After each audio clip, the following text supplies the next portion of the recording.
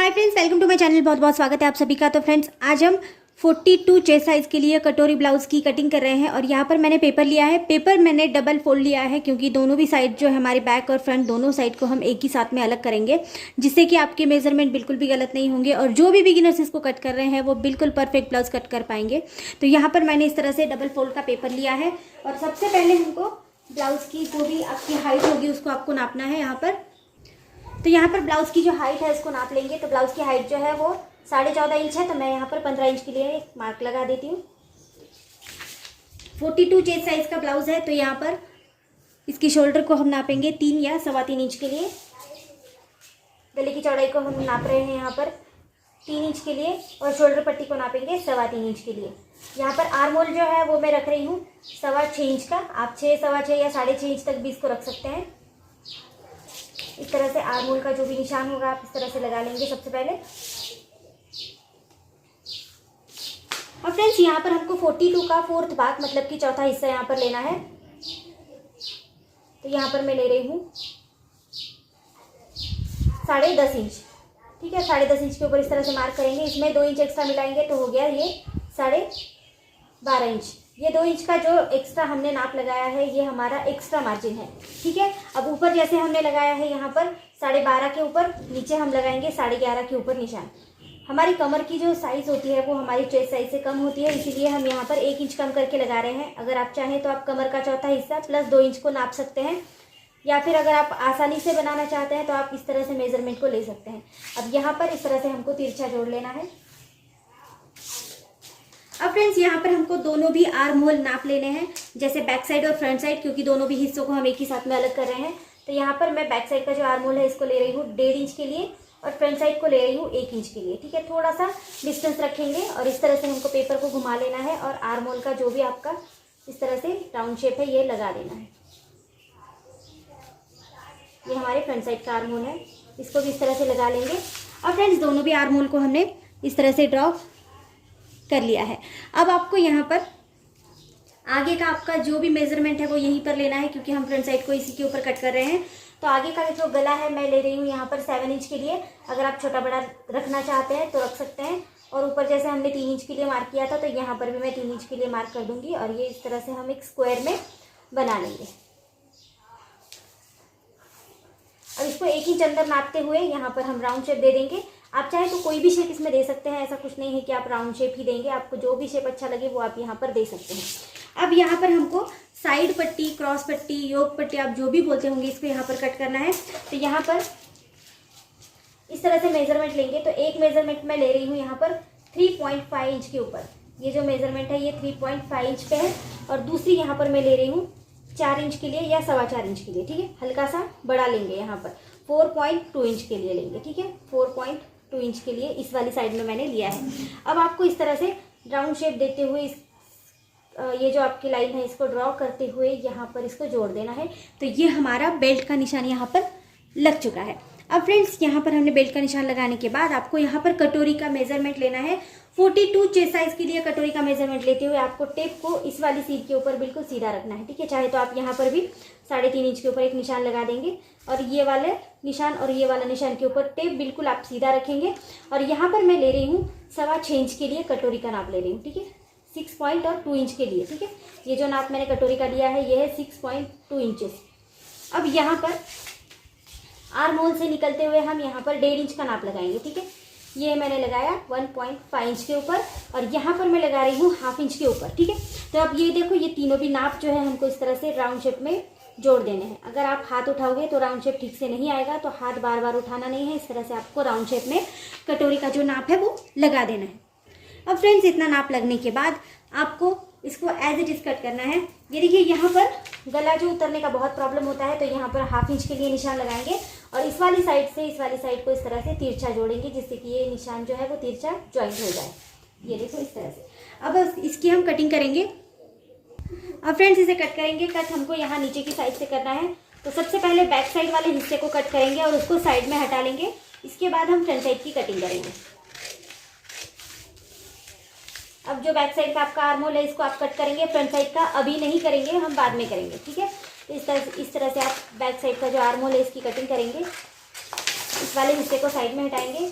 और यहाँ पर भी हमको दोनों भी पेपर को साथ ही में कट करना है। ये देखो, इतना होने के बाद आपको बैक साइड को टोटली अलग हटाना है। और अब आप करेंगे फ्रंट साइड के लिए कटिंग।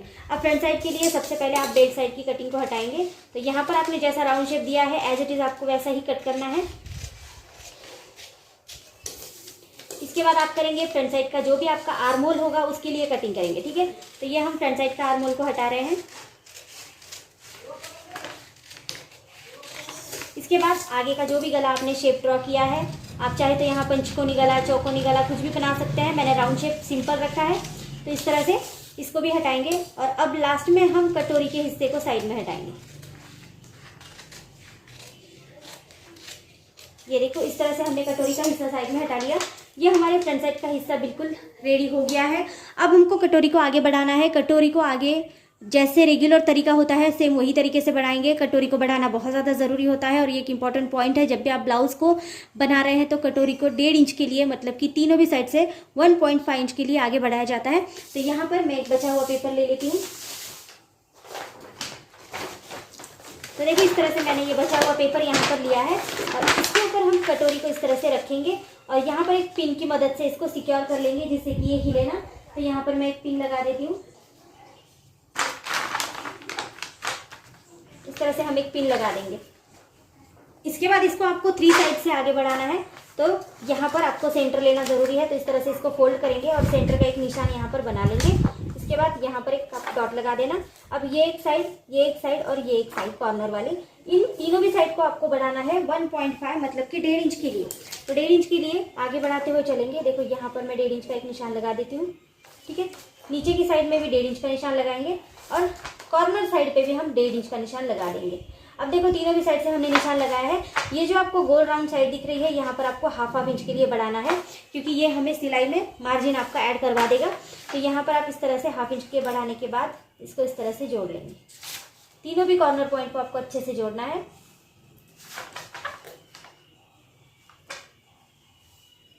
और ये वाला जो पॉइंट हमने राउंड रखा था, तो एज इट इज इसको राउंड ही रखेंगे और अब इसको हम इस तरह से जोड़ देंगे।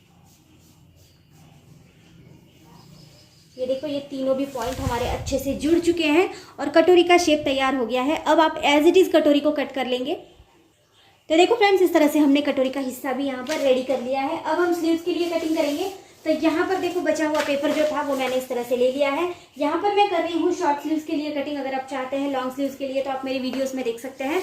तो यहाँ हम 4 इंच के स्लीव्स की कटिंग करेंगे, मतलब कि 3 इंच के स्लीव्स की कटिंग है ये। तो 4 इंच का नाप यहाँ पर लगाएंगे, ठीक है।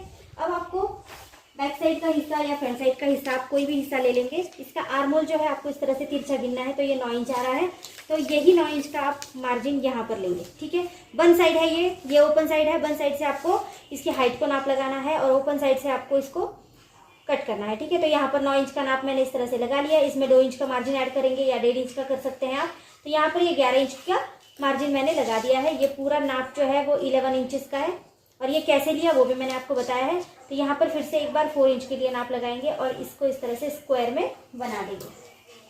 अब स्क्वायर को इस तरह से हम जोड़ेंगे, ठीक है। ये शॉर्ट स्लीव्स के लिए कटिंग है। लॉन्ग स्लीव्स के लिए आप मेरे वीडियोस में देख सकते हैं, ठीक है। अब आपको इस वाली, मतलब कि ओपन साइड से इसको डाउन लेना है। तो डाउन में यहाँ पर ले रही हूँ 1.25 इंच के लिए, ठीक है। 2 इंच तक आप ले सकते हैं आराम से। और यहाँ पर 1 इंच का नाप लगाते हुए हम इसको इस तरह का शेप देंगे, ठीक है, स्लीव्स का। तो इस तरह से आप इसको यहाँ से लेकर यहाँ तक इस तरह से लेंगे। हाफ इंच का डिस्टेंस रखेंगे और देन आप ये वाला पार्ट इस तरह से यहाँ पर जोड़ देंगे। अब आपको यहाँ पर आपके हाथों का घेर कितना है वो देखना है। तो जितना भी आपके हाथ का घेर बनता है आपको उसका हाफ लेना है, मतलब कि आधा लेना है। समझो, अगर आपका हाथ का घेर जो है वो 12 इंच का है तो आपको 6 इंच लेना है। अगर 13 इंच का है तो आपको 6.5 इंच लेना है, ठीक है। तो मेरा 13 इंच का है तो मैं यहाँ पर 6.5 इंच के लिए एक नाप लगा दूंगी या 7 इंच के लिए नाप लगा दूंगी। इसमें 2 इंच एक्स्ट्रा मिलाऊंगी तो ये 9 इंच हो गया। अब इस 9 इंच को आप इस तरह से जोड़ेंगे। बहुत आसान है स्लीव्स की कटिंग। अगर आपको यहाँ पर समझ नहीं आती है तो आप मेरी वीडियोस में देखेंगे तो पर्सनल मैंने स्लीव्स की कटिंग के लिए वीडियोस बना रखे हैं। इस तरह से आप तिरछा कटिंग करेंगे। सबसे पहले ऊपर की जो साइड हमने ड्रॉ की थी उसको कट करेंगे। अब यहाँ पर आप डबल, जब भी 2 स्लीव्स के लिए कटिंग कर रहे हैं तो आप कपड़ा जो है वो कपड़ा या पेपर जो है वो 4 फोल्ड लेंगे। अगर आप कपड़े पर कर रहे हैं तो ऑब्वियसली 4 फोल्ड लेना है, या तो फिर आप अगर पेपर पे कर रहे हैं तो डबल फोल्ड ठीक है, आप इसको कपड़े पर आसानी से कट कर सकते हैं। मैं कपड़े पर भी इसको कट करना आपको बता दूंगी। इस तरह से आप स्लीव्स को खोल लेंगे और अब आप नीचे की साइड में कटिंग करेंगे। जहाँ से आपने इसको ड्रॉ किया है वहीं तक करेंगे और यहाँ पर आकर इसको छोड़ देंगे। ठीक है, तो ये हमारी स्लीव्स यहाँ पर रेडी हो गई है। ये हमने जो बनाई है, ये मैंने बनाई है 5 इंच के लिए, सॉरी 3 इंच के लिए। तो इसके ऊपर लिख देते हैं ये 3 इंच की स्लीव्स है,